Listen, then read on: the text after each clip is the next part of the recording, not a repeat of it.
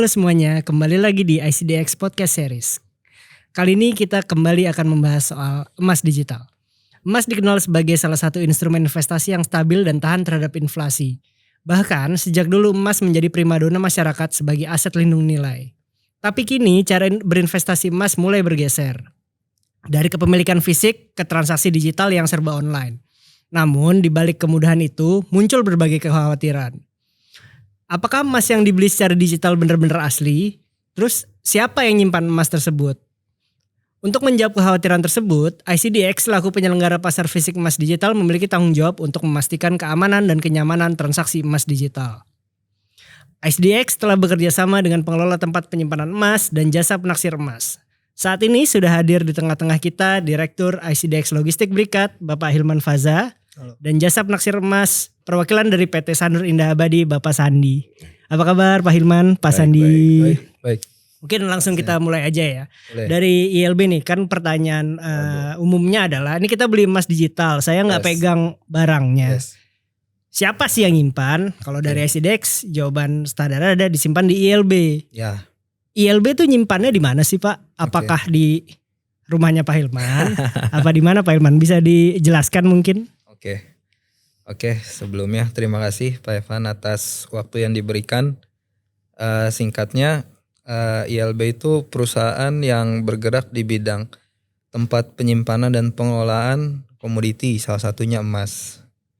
Kemudian untuk simpannya sendiri itu kami bekerja sama dengan beberapa pihak, khususnya vault atau tempat penyimpanan. Tapi nggak sembarangan tempat penyimpanan Pak Evan. Tempat penyimpanannya juga kita lihat baik itu dari reputasinya, baik itu reputasi keamanan, terus reputasi penyimpanan, historikalnya seperti apa, itu kami periksa juga gitu. Yang terpenting juga SOP baik itu kehilangan, apakah ada asuransi atau tidak. Jadi tidak hanya penyimpanan yang kita lihat secara fisik, tapi juga resiko kehilangan itu juga menjadi poin lebih kita untuk memilih vault tersebut. Gitu sih Pak Evan. Oke, jadi ILB ini menyimpan emas gitu, dia bekerja sama gitu ya dengan vault gitu. Terus kemudian tadi diperhatikan juga aspek fisiknya gitu ya. Betul. Kayak apa sih vaultnya. Terus kemudian juga ada jaminan-jaminan insurance segala macam gitu. Jadi kalau saya beli emas di pedagang fisik emas digital yang terdaftar di ICDX nih, emasnya udah pasti ada dan disimpan di tempat yang proper gitu ya. Betul. Nah terus tadi di luar tempat penyimpanan, kan ada juga concern gitu ya orang-orang nih ini emasnya beneran apa enggak sih? Jangan-jangan pedagang-pedagang ini jual emas emasnya palsu lagi nggak asli. Nah itu ILB bisa nggak sih maksudnya ngecek gitu emas sebelum masuk ke disimpan gitu ya, emasnya ini beneran atau enggak sih yang bakal dibeli sama saya lah gitu di pedagang emas digital. Jadi ILB sendiri itu kan tempat menyimpan untuk bisa menilai apakah emas ini sesuai kadar ataupun asli atau palsu lah bisa dibilang. Itu kami bekerja sama Pak. Kami bekerja sama dengan tim atau bekerja sama dengan mungkin perusahaan yang punya kapasitas di bidang penilaian emas gitu loh. Assayer, ada beberapa assayer. Terus kemudian dia yang akan menilai apakah emas ini asli atau palsu gitu. Kita juga untuk menentukan assayer juga kami pasti lihat track recordnya, kita juga pasti bekerja sama juga dengan mereka.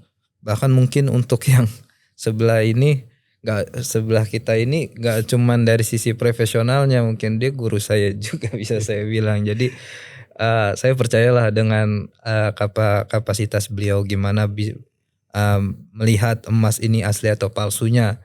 Terus kemudian mungkin ada beberapa metode singkatnya itu kita harus diuji, mungkin ada beberapa cara, mungkin bisa dielaborasi nanti sama tim assay-nya, tapi begitu dari assay-nya ini oke, ini sesuai, bisa dipertanggungjawabkan, oke, baru barang itu boleh masuk ke tempat kita, Pak. Oke, jadi dicek dulu ya sebelum disimpan nih emasnya udah pasti sesuai ketentuan lah ya, apalagi kan di peraturannya kemarin kita bahas bareng Bapak Peti juga ada minimumnya nih emas yang bisa dijual belikan secara digital. Nah sekarang karena tadi nyinggung emas asli, emas palsu nih, kita ke Pak Sandi nih. Nih beliau ini memiliki keahlian assay gitu. Bisa dijelasin gak sih Pak sebenarnya emas asli atau emas palsu itu apa sih Pak? Emas asli dan emas palsu, saya bingung ya. Yang dibilang emas asli itu apa, emas palsu apa gitu kan. Tapi gini, kalau dari kacamata penilaian, penilai hanya bisa memberikan satu jawaban, yaitu optimalisasi dari hasil assay atau hasil dari penilaian terhadap barang itu sendiri. Kita bilang barang ya. Pertama, barang itu bentuknya apa sih gitu kan? Apakah itu metal ya atau logam ya? Warnanya apa ya kan? Kita harus menilai dari situ dulu. Yang pertama kan ada klaim lah.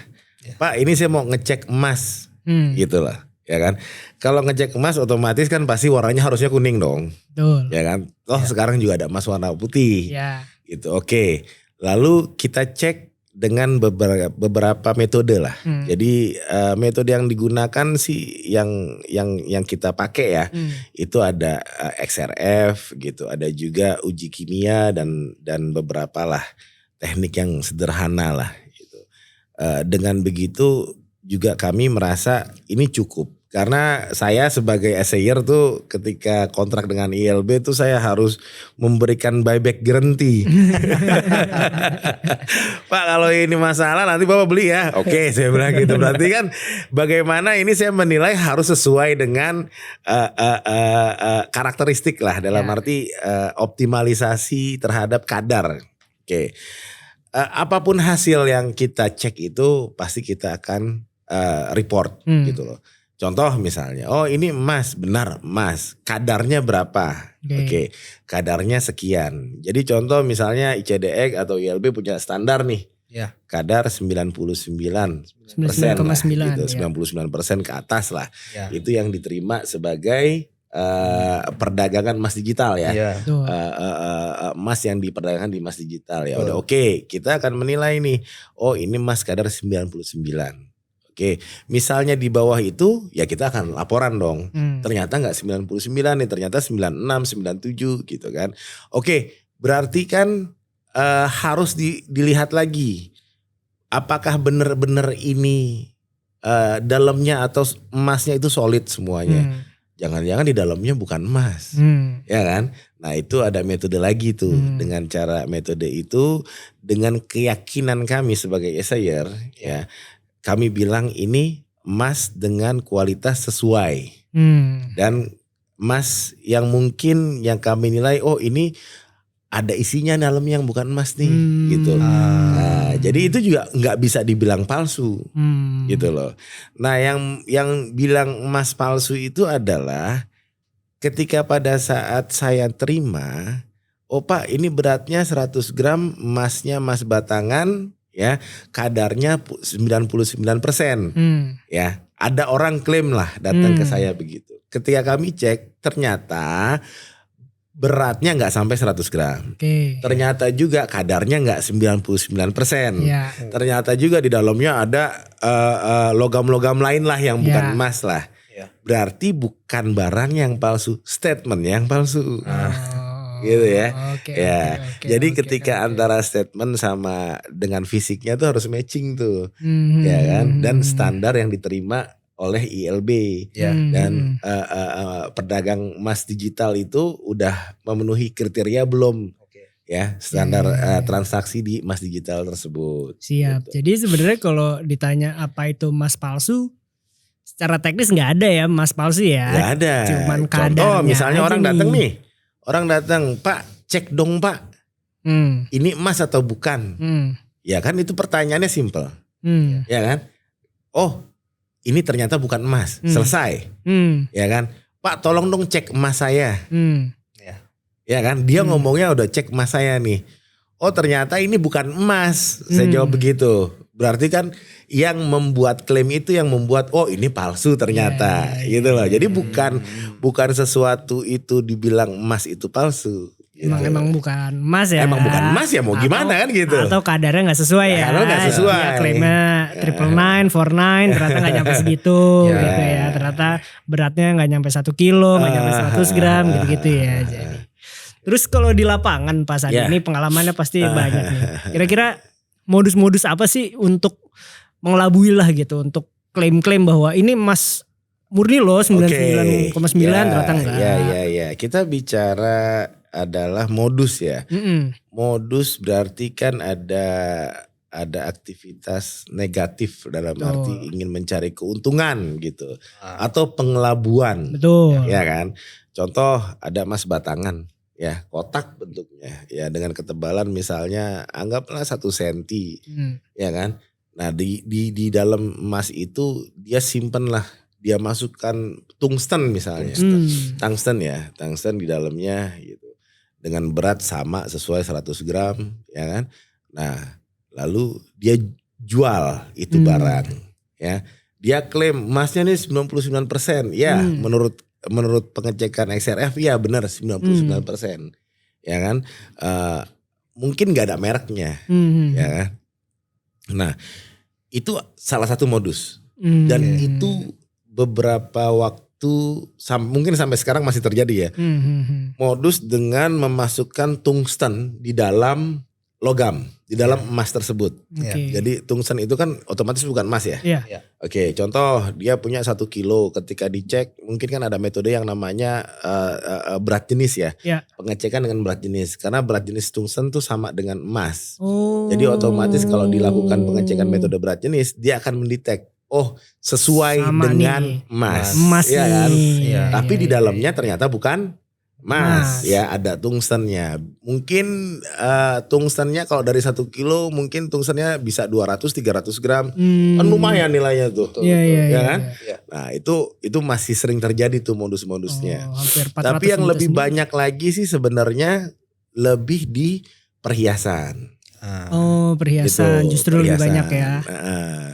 Perhiasan tuh bisa dibilang ya modus dan teknik orang melakukan pengelabuan atau penipuan terkait dengan barang itu supaya dia mendapatkan keuntungan lebih dari nilai transaksinya itu.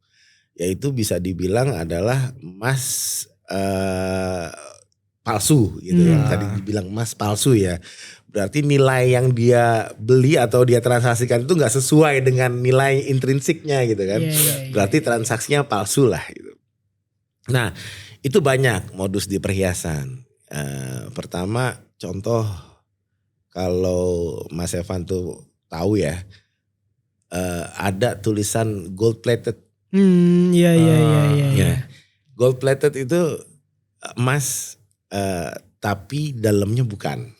Gold plated itu adalah emas dengan logam dengan lapisan emas. Dilapis ya. Jadi ya.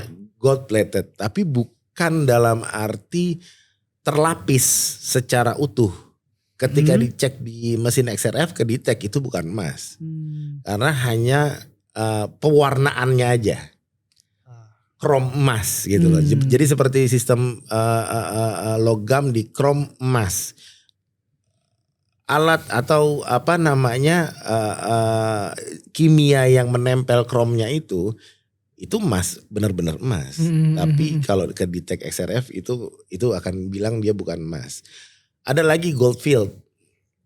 Gold field itu contoh nih ya, saya kasih contoh. Emas itu kan sifatnya elastis. Bisa ditipis, pernah paham ya emas apa ya namanya ya, emas yang tipis yang bisa dimakan tau kan? Iya. Nah itu emas benar, itu emas benar. Nah kalau lembaran itu digunakan untuk menutup satu benda, ya kan? Itu ketika dicek di XRF itu terdeteknya adalah emas. Gitu. Nah itu harus hati-hati tuh. Jadi metode-metode yang kami punya untuk melakukan pengecekan itu ya semoga sih kita bisa dibilang saat ini proper lah gitu ya. Proper karena kita diminta juga nih sebagai bebek garantor kalau ada masalah. Jadi kita harus hati-hati nih nilainya. Ya itu mungkin tadi juga udah menggambarkan ya kira-kira yang banyak beredar tuh karakteristiknya apa aja sih emas-emasnya gitu segala macam. Kalau karakteristik ya, kalau kita bicara karakter ya, lebih banyak sih ke perhiasan ya. Iya, perhiasan jadi emang lebih.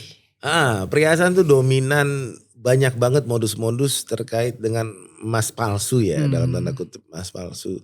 Jadi kita nggak usah pungkiri lah gitu. Kadang kita melihat nih, contoh nih kita nih orang awam nggak tahu apa-apa ya, datang ke pasar ya, ada tulisan di situ toko emas, misalnya toko emas ABCDE misalnya kayak gitu kan. Nah, toko emas itu kita tahu harga emas dong, harga ini sekarang berapa ya. Contoh lah harga emas saat ini 1.700.000 lebih lah ya. Nah toko emas itu yang mengklaim adalah dia jual emas, otomatis di dalam etalasenya dia jual dengan harga 50.000 per gram. Masuk akal gak sih? Enggak lah. Enggak ya. Tapi memang banyak juga toko-toko yang masih melakukan itu. Jadi hati-hati juga milih toko emas yang dimana ternyata yang dijual tuh bukan emas. Tapi memang toko itu melakukan buyback guarantee. Oke, kamu beli deh emas dari saya nih 1 gramnya misalnya 50.000. Nanti ketika kamu bosen atau warnanya udah kusam, balikin saya potong 10.000. Itu kan seperti kayak nyewain barang doang sebenarnya kan. Ya itu ya bijak-bijak, jangan anggap oh saya berhasil nih nawar emas kadar 18K gitu atau 775%. Harganya bisa sampai 500.000 per gram, ya itu nggak mungkin. Gitu. Jadi juga kita sebagai konsumen juga harus teliti toko emasnya seperti apa, bener nggak sih? Karena klaim-klaim itu kita sebagai orang awam hanya percaya sama tokonya aja, tapi produknya nih ya kita juga harus lebih teliti. Hati-hati ya. Gitu.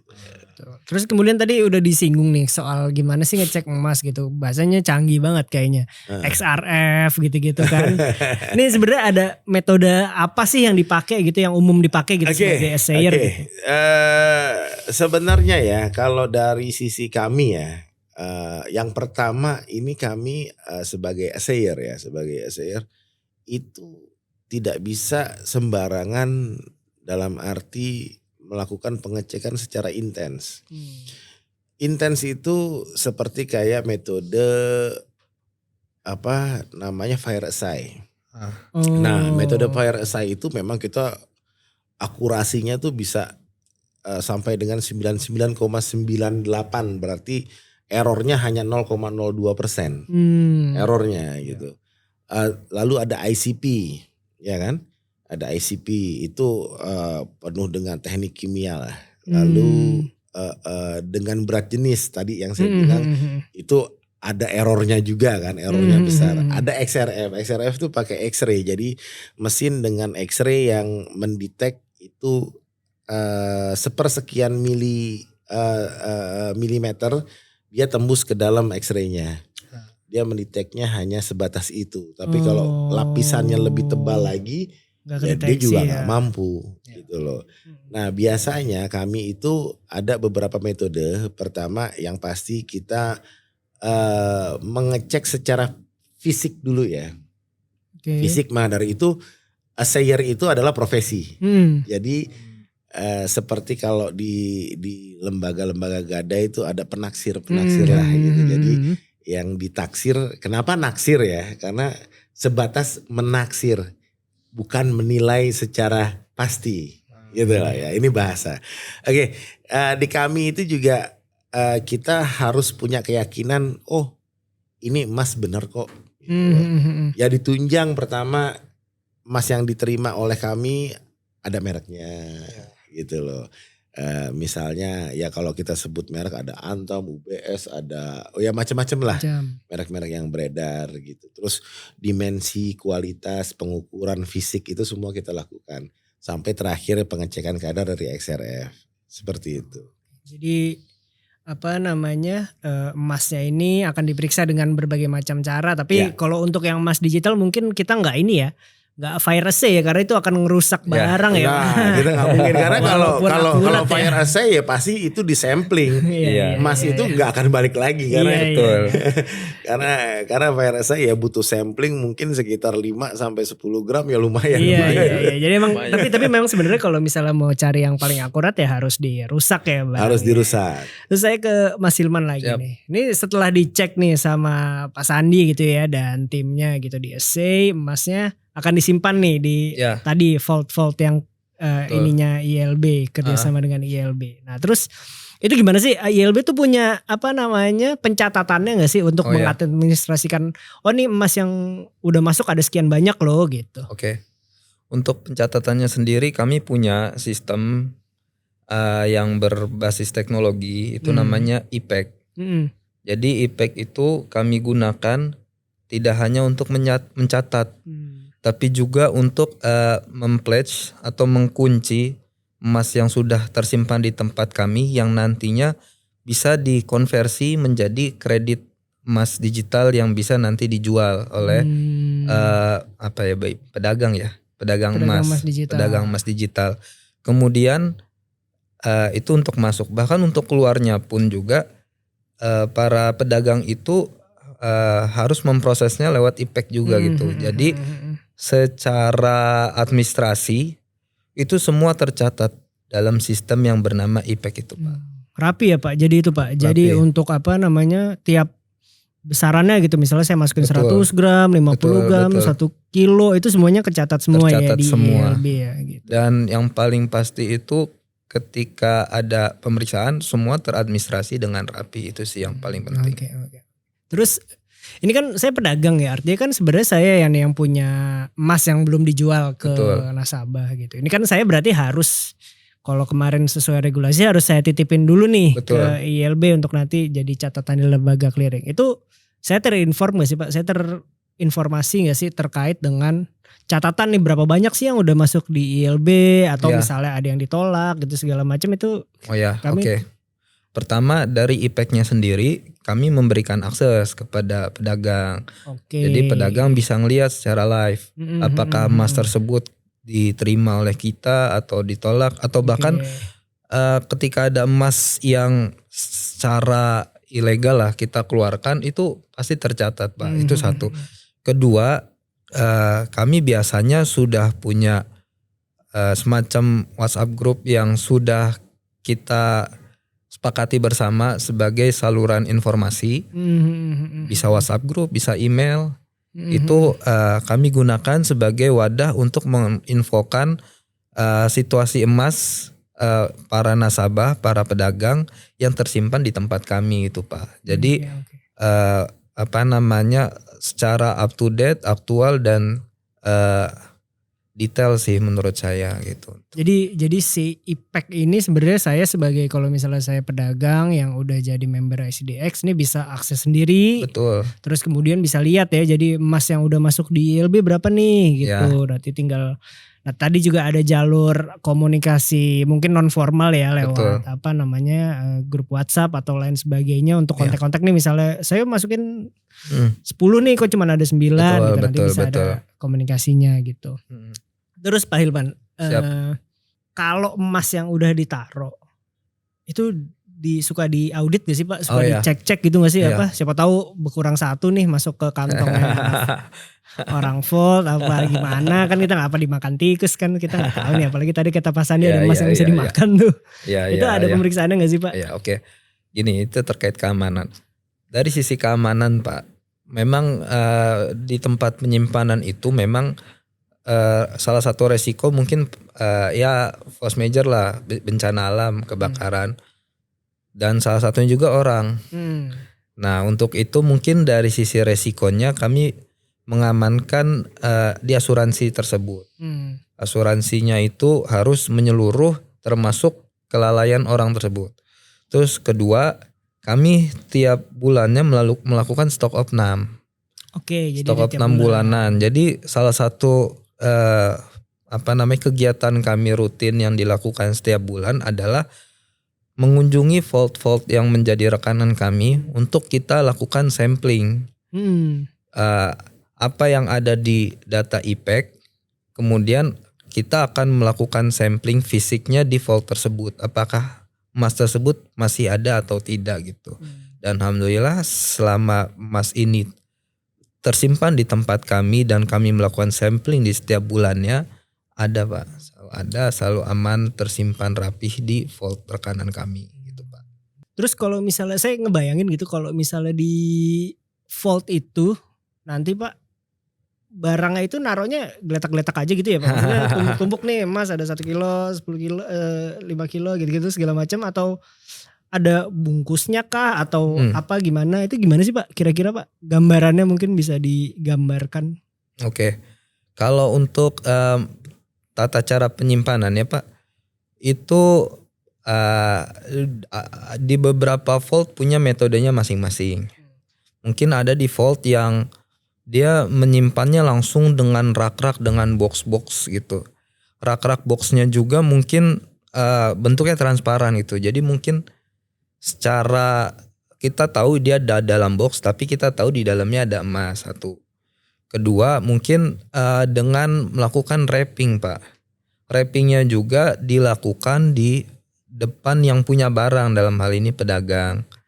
Di wrapping, bahkan saya pernah menyaksikan itu pakai triplek kayu, ditutup, dipalu, dipaku, kemudian dikasih karung, dilakban gitu. Itu untuk mau ngambil juga susah Pak. Males Pak. Jadi ILB ini menjamin ya bahwa barang yang udah masuk vault itu disimpannya emang susah buat dibongkar gitu ya. Kalau dibongkar tuh pasti ada jejaknya, segelnya rusak, bungkusnya berubah dan lain-lain, itu akan kedeteksi secara kasat mata ya. Untuk fisik itu sangat kelihatan Pak. Kalau untuk sistem kelihatan di IPEC gitu Pak. Jadi double ya. Ya jadi mungkin dari kami gitu ya, dari ICDX itu mau menggambarkan bahwa emas yang dibeli oleh teman-teman secara digital itu yang pertama adalah aman. Yang kedua adalah udah pasti ada dan diperiksa gitu keasliannya, kadarnya itu akan sesuai ketentuan ya gitu. Betul. Dengan peraturan-peraturan yang ada gitu.